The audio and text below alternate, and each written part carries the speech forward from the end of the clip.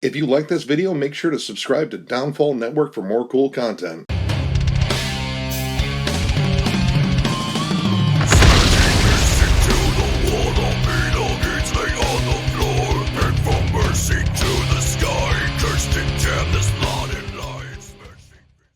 What's up, everyone? Thralls Mental here once again. I'm Necrotic Nick, and I am back with an album review. So, it is Thanksgiving night. I am stuffed, but I definitely wanted to get another review in because I saw this one streaming on YouTube, and I figured, well, we didn't have anything up because I wanted to give everyone else a holiday break. And I figured I had time. I'm just here decompressing and waiting for the inevitable gas or acid reflux because I had a whole bunch of lasagna tonight, and it was amazing. So I want to review the newest offering from Azarath, Saint Desecration. This comes out on November 27th on Agonia Records, or Agonia, I'm not really sure how to pronounce that. This band formed in 1998 in Poland. This is their 7th release, and honestly this is my first exposure to them.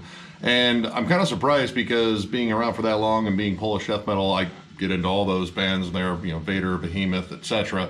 And I'm kind of shocked that I had never actually jammed these guys, but I'm getting to them now. Now, I guess this band has had a lot of lineup changes along the way. The only original member is their drummer, Inferno, and my god, this dude is a workhorse. The opening track, Death at Well, pretty much leads in with a cool dissonant melody, which dissonant melodies are definitely a big part of this, but it leads in with this cool sort of like marching build-up with the big chuggy riff behind it, and then just blows up into blackened death metal, but a very different kind, different than what I was expecting. This definitely has like all the traits of a band like, Hate or Belphegor, etc. But there are elements on here that remind me more of like technical death metal, like very brutal technical death metal too, like Hate Eternal, Nile, and Hideous Divinity, stuff like that. It is very blast beat forward. In fact, I would say a good chunk of this album is blasts, fast turnovers, insane cymbal work. Drums really remind me a lot of like Derek Roddy, honestly. In fact, when you get into a song like Let Them Burn, it almost screams tech death. Like the riffs are very like technical and crawling, the blast beats are just absolutely insane, and the song is just sort of churning this way and that way. There are some cooler, like groovier pockets with like really cool dissonant melodies. Again, that is a huge part on this album, but mostly it is just pummeling you. And the mix definitely favors the drums. I'm not the biggest fan of the mix though overall. It feels kind of muddy for this style of music. Like generally you want something that's still gritty but a little bit more polished where things are separated.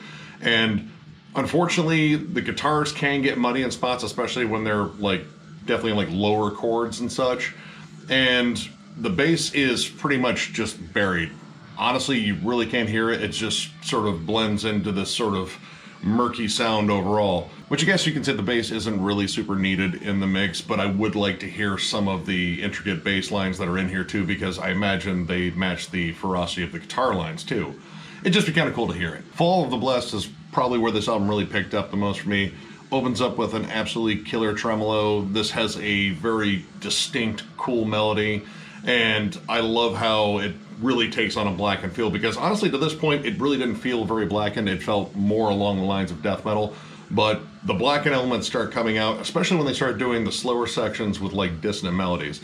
Now this inevitably goes right into blast beat territory, and I mean that is definitely the strength of this drummer. Like he can just pummel the shit out of these drums. But I like the fact that the sections of this song are very distinct, and this is something I definitely heard later on in the album. I think they got a little bit more adventurous towards the back half, didn't lay on the blast beat pedal so much, and really threw in some really creative riffs and nods to bands I really wasn't expecting. Reigning Over Death, I think, is distinctly more atmospheric. The way it opens really kind of builds a mood. And this is carried by this really cool dissonant melody that instantly reminded me of a band like Ulcerate. And this is a really cool one because, again, it sort of labors very distinct moments, very distinct transitions, and the riffs are memorable and they stick out. And this is kind of the thing with this album, is when I look at like black and death metal in general, I think of a band that is trying to balance that sound between those two genres. You want all the creepy, evil atmosphere of black metal, but you want the outright brutality of death metal. And this band still leans heavily towards the death metal side, but when they really channel that atmosphere, it really just opens up their sound a lot, and I think they just get more creative. Life is Death, Death is Life is one of my favorite tracks on here because it has some really distinct black metal moments. And it doesn't hurt that the machine gun riffing in the opening section kind of leads in like Deicide. Like, it has that same pummeling, thrashy nature. The vocal cadence screams Glenn Benton, but it's these blackened harmonies that come up in the middle of the song that have one of the best hooks on the entire album. Like, you're instantly drawn in, and it really sort of embodies the whole black metal side of their sound. Like, it is one of the most distinct moments on this entire album. And that trend really continues on the last couple of tracks. Inflicting Blasphemy Upon the Heavens and Beyond the Gates of Burning Gats. Both of these songs labor more dynamics, more groovy pockets. Inflicting Blasphemy Upon the Heavens actually has an opening section that screams immolation. It has the very like immolation structure sort of riff, like you know it if you heard it. And it has like the really cool accents that they have, like kind of almost like a weird off-time fill in it. I love the sound of the riff, and I like how they blended in with a lot of the energy they had in the front half of the album, but again, these songs are way more dynamic. And Beyond the Gates is absolutely incredible. I think this is one of the best songs of the album entirely because this is the longest song and they actually take the time to really build up these cool transitions. It's a slower song-ish for the most part. There's definitely huge blast beat sections, but the predominant sound of it is very groovy and labors the dissonant melodies and dissonant atmosphere. It has such tremendous melodic hooks on it, like it instantly just sinks in. The song is great about building the intensity across this entire song, and the melody that it closes on is absolutely beautiful and it fades out on it. Now, there were some songs I really didn't get into, like Profanation, which is the shortest track on there, and it kind of just screams filler. It's fast, it's aggressive, it's got some big chunky riffs on it, but it really doesn't deliver anything unique at all. Nothing that any other song didn't deliver. It kind of just feels like it's there. And this album is just under 40 minutes, so I don't know if this one was tremendously necessary. I have to say, comparing the back half of the album to the front half of the album, the back half is honestly where it's at, where I think the songs are just, again, more creative. The opening half is just all about bringing the intensity.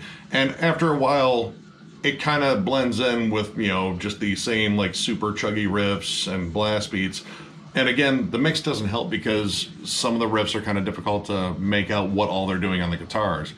But overall, I really dug this album. This is, again, my first exposure to this band, and I have to say, I like what I heard. So overall, I'm going to give this 3.5 stars. This is a really solid offering, and this is enough for me to go out and want to check out all their other stuff. I'll probably order this one not too long after I'm done filming this, because this is very much in my wheelhouse, and again, I kind of like the fact that the back half is loaded because it was a little unsure at first. I still thought it was good, but the back half showed me that there is a lot more of this band than I initially thought. And again, I didn't know much about them to begin with, and I still need to check out all their other releases, but I thoroughly enjoyed this one. And if you like black and death metal and you like intense black and death metal, definitely check this one out. So if you enjoyed this review, give it a thumbs up, and if you are new to the channel, subscribe because we do stuff like this all the time. We will catch you later.